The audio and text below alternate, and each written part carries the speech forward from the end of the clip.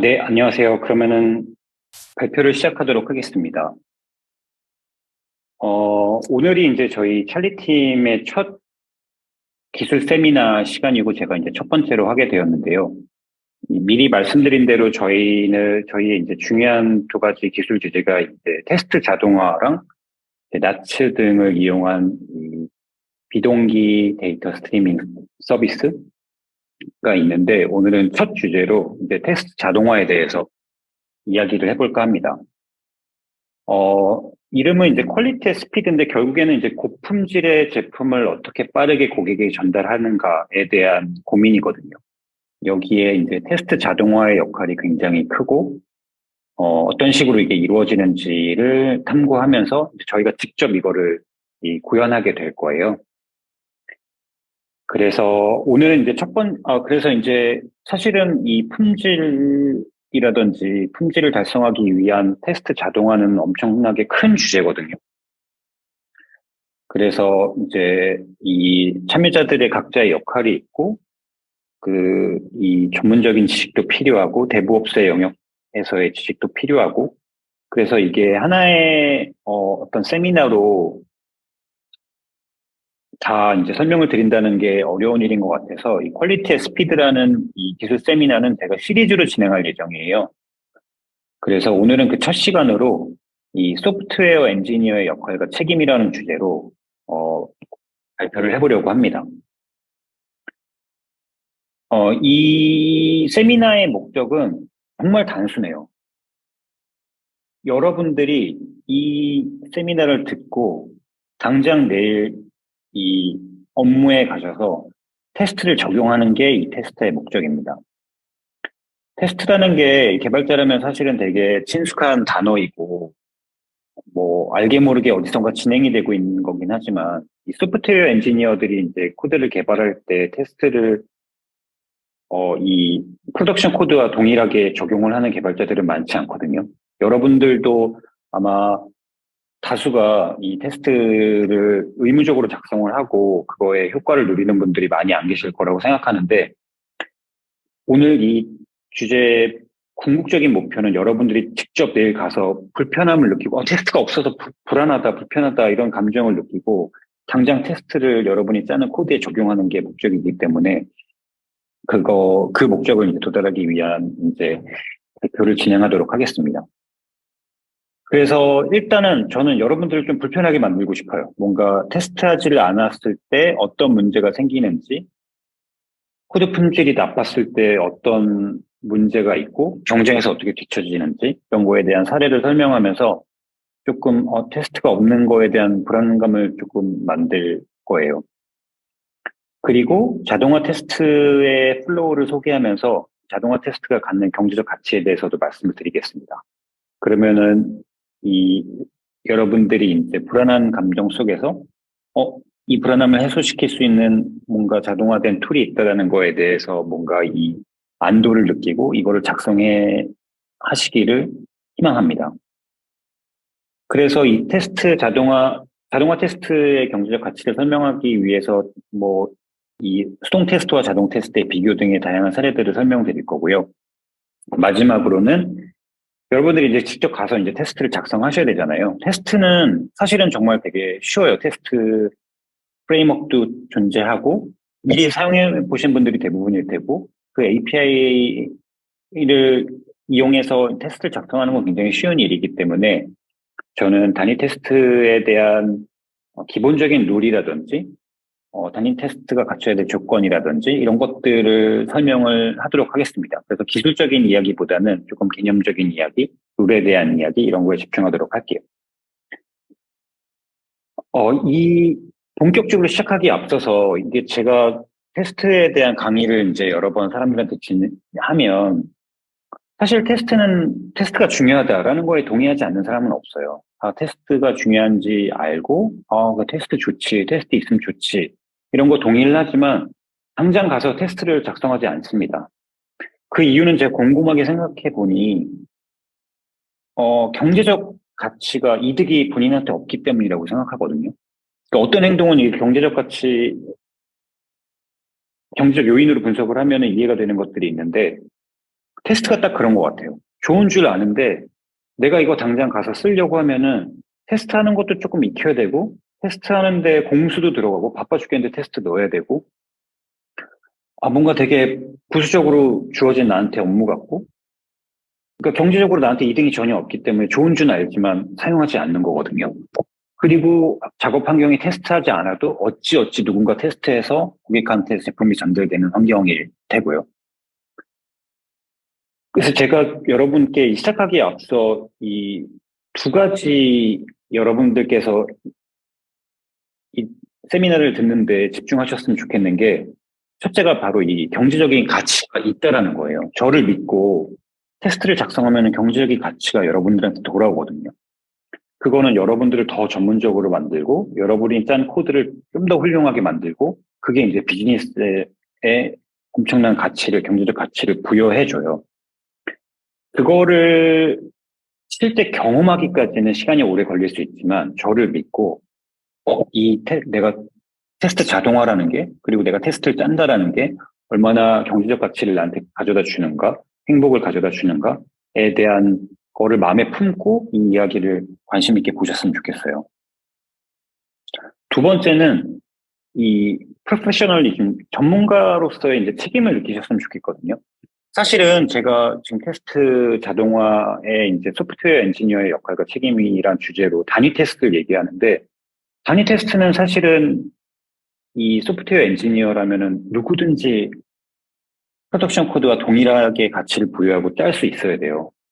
실제 많은 유명한 IT 기업들이 그렇게 하고 있고, 그래서 사실은 단위 테스트를 프로페셔널리즘에 이제 적용한다라는 게 우스운 얘기일 수도 있는데, 저는 이제 여러분들이 코드도 잘 짜고 뭔가 이 전문가로서 발전해가는 이 단계에 어떤 이 발판이 되는 것 중에 하나가 이 테스트라고 생각하거든요.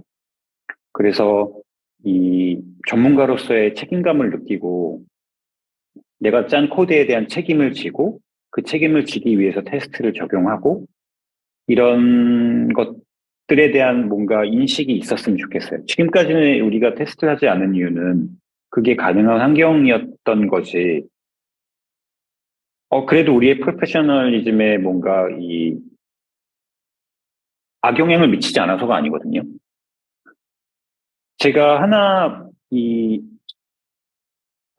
가지 뭔가 이 예시랄까요? 뭔가 이 추측을 하자면, 여러분들 중에 물론 테스트를 건강하게 잘 작성하시는 분들도 계시지만, 테스트를 안 하시는 분들은 100% 확신을 하는데, 코드가 깨끗하지 못할 가능성이 크고, 뭔가 변화가 들어왔을 때 이 코드를 적용해서 뭔가를 진행하는데 두려움이 많이 엄청 느끼실 거예요. 그러니까 이거는 이제 프로페셔널리즘에 부합하지 않고 여러분들께서 여러분이 짠 코드의 책임을 느끼고 더 자신감을 가질 수 있게 이 테스트가 내가 개발자로서 갖는 전문가의 역할에 부합하는구나라는 어떤 이런 책임의식을 가지고 이 세미나를 참여해 주셨으면 좋겠습니다. 자, 이제 제가 이 서론이 앞에 길었던 게 테스트라는 게 그냥 하면은 진짜 안 하고 정말 그냥 좋지라고 그냥 넘어가는 그런 주제거든요. 그래서 여러분들께서 조금 열의를 가지고 이 세미나를 참석해 주셨으면 좋겠습니다. 이제 본격적으로 이제 저희가 퀄리티 앤 스피드잖아요. 품질하고 이제 생산성에 대한 이야기를 할 건데 품질에 대한 이야기를 시작으로 하겠습니다.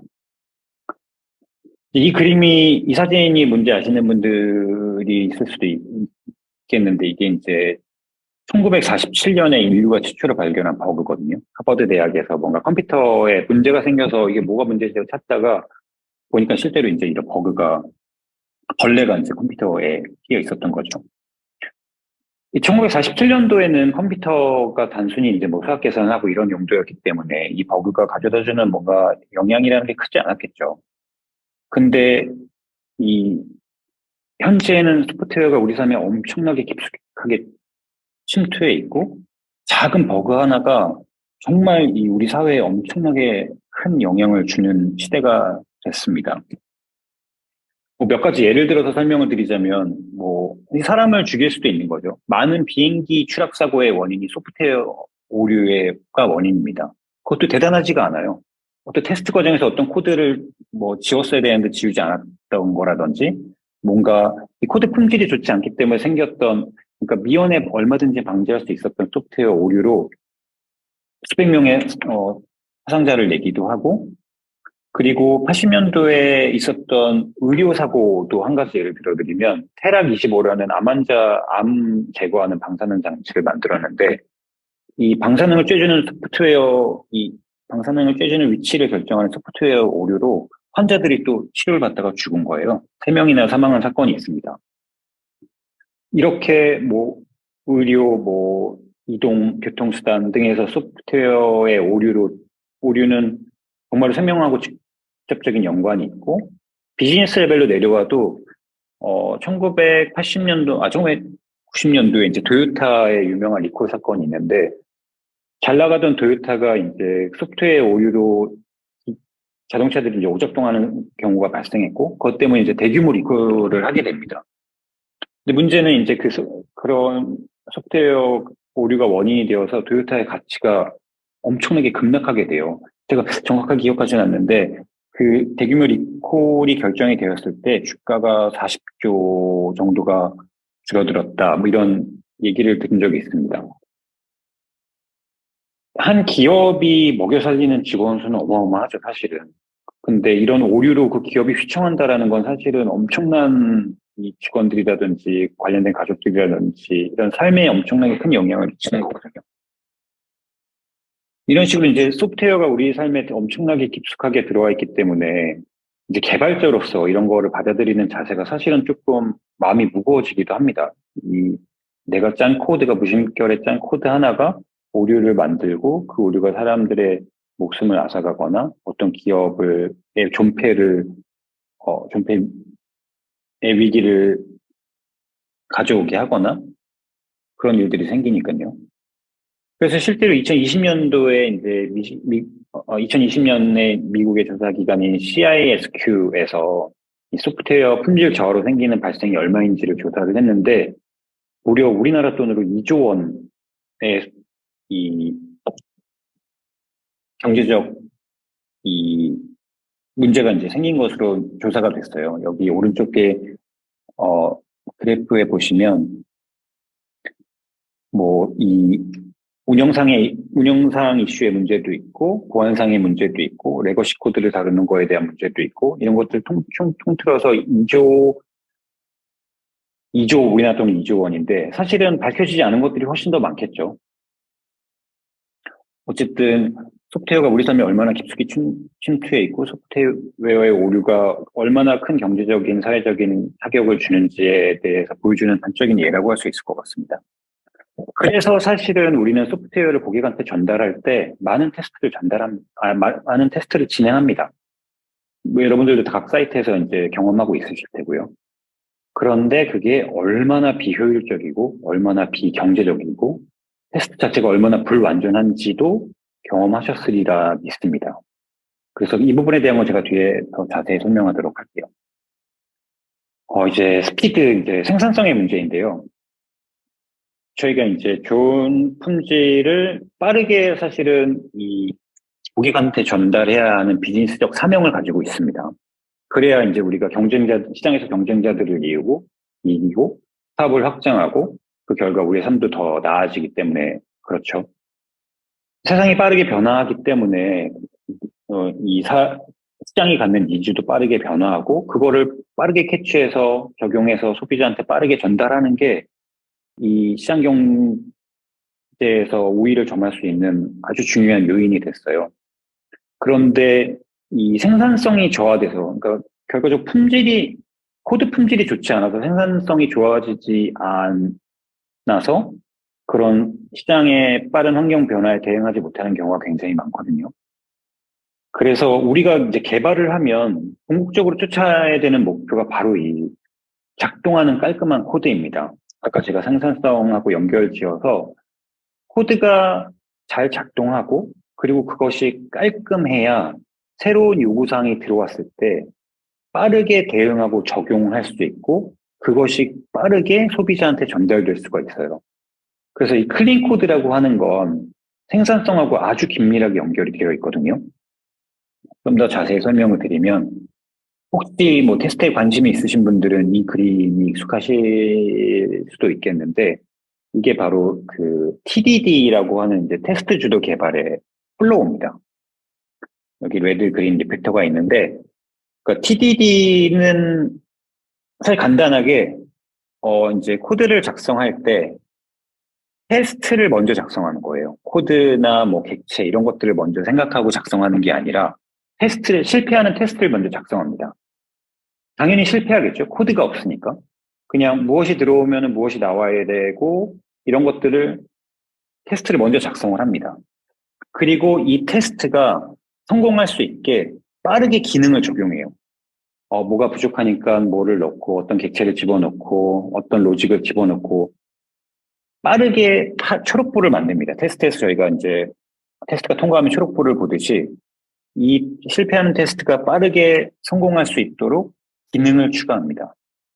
그리고 그거를 이제 깔끔하게 변경을 시키는 거죠.